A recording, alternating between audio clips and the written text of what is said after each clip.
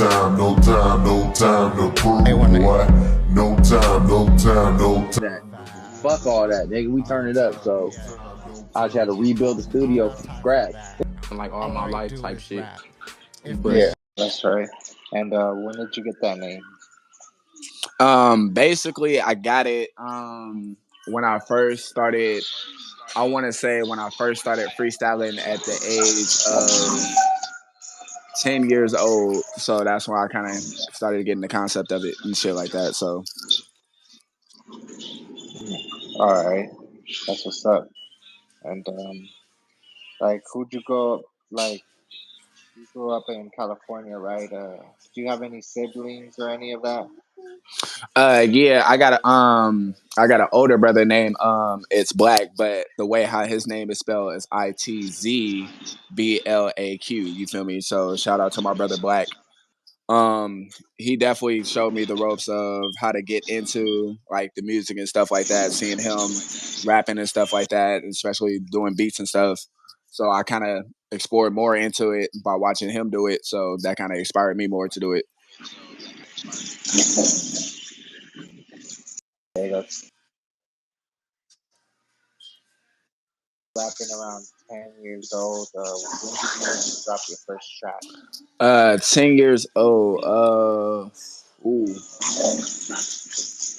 first track. It was mostly like I want to say it was like a depressed phase. I was going through like a depressed phase. You feel me? Letting everybody know what I was going through, the stories and everything, what I've been through, and shit like that. Try to let people know the struggles that I went through, what I've been through, when it went through, and stuff like that. So at 10 years old, it was a hard thing for me, but getting to the process of where I am now, you feel me? It was definitely a step that I had to take. You feel me? So it was just step by step. Yeah, most def. And can you get more like in depth or like that phase? You said the depression phase. Was it like because of a girl or like was there other reasons? It's a lot of reasons, you know, family, females, friends. You feel me? It's just it's all it was all around. It was basically all around. I feel that. Yeah.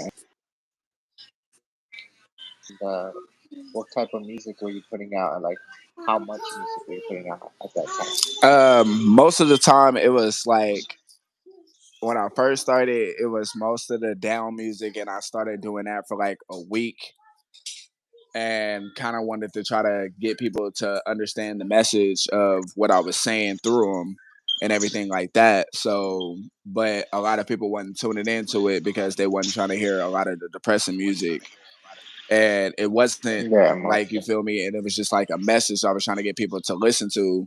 Because most of the time, when I try to explain things to people, a lot of people don't like to listen to what you explaining. So instead of me trying to explain it, I put it in a song. You feel me, so people can understand it. yeah. I, yep. Were you freestyling at all, like when you were younger? Time to time, I was there. Time to time, most of the time was writing, but I kind of getting more into the freestyling now, so kind of getting a little bit better with it. I see. And when did you start like making yourself like known as a rapper, like in your city, and like letting other people know that you rapped? Uh, Started at the age of 15 when I started letting people know that I started doing music and stuff like that, getting in the studios and stuff like that, try to get booked for shows. So it all started at the age of 15, and when it first popped off for me, it was the age of 18 for me. Mm. And what do you mean by popped off? Like, Basically being booked for shows, more music videos, more songs and stuff like that. So been getting more of okay, those lately. okay. And how was your environment, just where you grew up? Oh, the environment here is still it gets a little bit better, but it's still kind of worse. You know, a lot of bum people that don't want to see you win, especially when you be successful and shit like that. Especially coming from Richmond, California. You know, the Trenches City. trying to figure out if you can be positive in the city with a negative people around it. You feel me? So it's kind of hard, but other than that, just trying to get through. Just trying to get through it. Mm, yeah, most def. All right, and who were like some main influences like on you growing up, like music Um, wise? I definitely got to give a shout out to Eminem. You feel me? Slim Shady himself, because most of his wordplay and the way how he dropped his styles and everything, I definitely fucked with Slim Shady.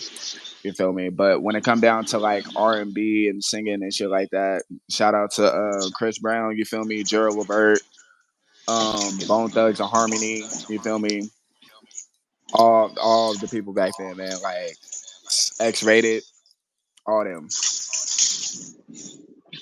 All right, okay.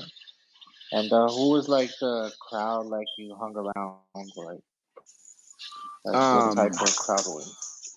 Mostly it's like I want to say it's like a turnt crowd. You feel me? The last crowd I was with was most of the Busy Bones. You feel me? Busy Bones crowd. So that was like the biggest crowd that I ever been around. All right, that's right. Um, like growing up, the books or like hung around games. Mostly when I grew up, it was just mostly video games and stuff like that, and watching new movies and getting into shows and stuff like that. So that was mostly it of my childhood life. Mm, all right. When did you start like going out like in the world, connecting with other artists, getting plugged in, what other like venues and all that? Uh, that was the age of 20, the age of 20.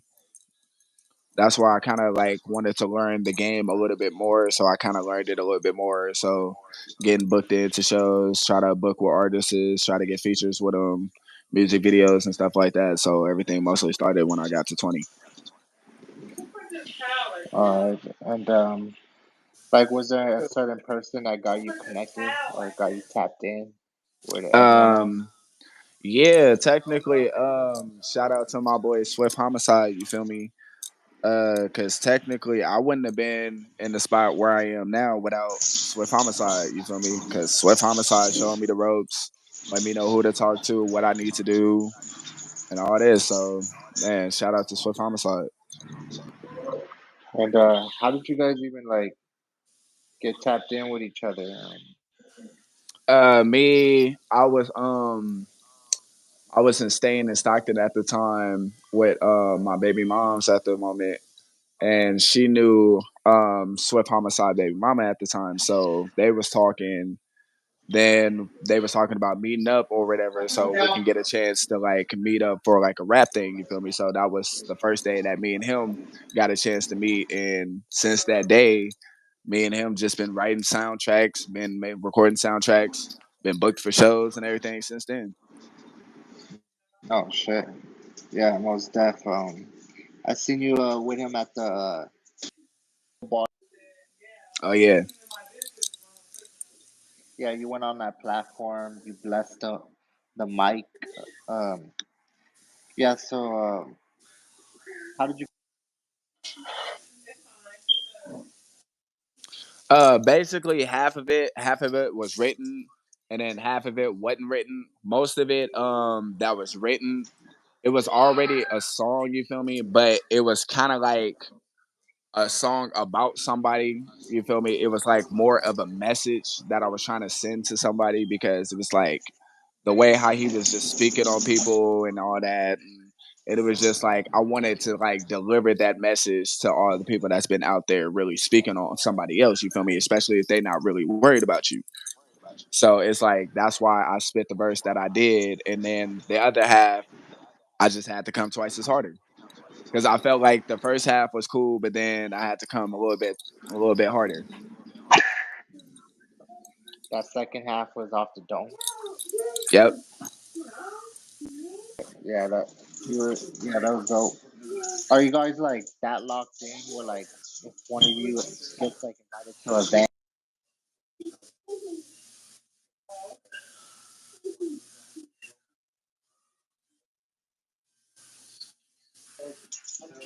Um, Basically, I want to say it's based on the key of communication, key of communication as a team. You feel me? So basically, just try to figure out what we can do further than there. Try to see what we can try to do with invitations or anything like that, or if you Okay, need me to slide through or anything like that. Definitely, whatever it is, I'll slide through for my game. I feel that. That's right. Are you planning to like go back up there to real bars and like get a like a hot 16 or something? Oh yeah, definitely. I plan on trying to give them more. Definitely real bars. Definitely, I'm trying to hit cinema media so I can at least try to give them something. You feel me? So definitely, it's gonna be try to be some more ciphers for myself. Definitely, I'm gonna try to get on some more ciphers. Word. You had your first daughter named Claire 4 years ago. Uh, did having a child like fuel you like more like with the music, or did you take a break at that time? When I did have my child, I did kind of took a break from it because I kind of wanted to focus on her at the moment because she was a newborn and I did want to kind of focus on her. But other than that, I'm kind of going through a scenario with my baby mama right now, not seeing her 5 years. So that's kind of like taking a toll on me right now. So, but other than that, I'm just trying to stay much as positive, try to stay strong as much as possible, so I can be able to try to see her and let her know that our father was nothing. But, her father wasn't a failure. You feel me? Yeah, I mean, I feel that. And how many kids do you have? Do you only have one? Yeah, I only got one. Uh, and like, at what point did you start taking music serious? I kind of started taking it serious at the age of 16. Well, technically, I started thinking about taking it serious at the age of 16, but really started taking it real serious at the age of 19. Okay, and so it was like shows and venues, just collabing with other artists and all that. Yep. That's right.